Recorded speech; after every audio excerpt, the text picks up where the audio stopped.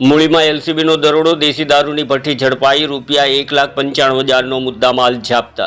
સુરેન્દ્રનગર જિલ્લા local crime બ્રાન્ચે prohibition ગુનાઓમાં વધુ એક મોટી કાર્યવાહી હાથ ધરી છે। મૂળી ગામની સીમમાં સોલર પ્લાન્ટ નજીક નદી કાંઠે ચાલતી ગેરકાયદેસર દેશી દારૂ ગાળવાની ભઠ્ઠી પર એલસીબી ત્રાટકી હતી। ₹1,95,000નો મુદ્દામાલ જપ્ત કર્યો હતો।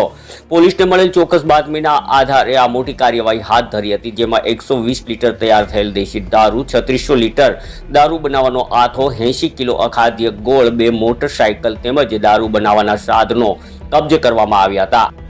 આ મામલે ભરતભાઈ રામજીભાઈ સલુરા રહેવાસી મૂળી સામે મૂળી પોલીસ સ્ટેશનમાં પ્રોહિબિશન હેઠળ ગુનો નોંધવામાં આવ્યો છે। જો કે આરોપી હાલ ફરાર છે અને તેની શોધખોળ શરૂ કરવામાં આવી છે। સમગ્ર કાર્યવાહી જિલ્લા પોલીસ અધિક્ષક પ્રેમસુખ ડેલુના માર્ગદર્શન હેઠળ એલસીબી ટીમે સફળતાપૂર્વક પાર પાડી હતી।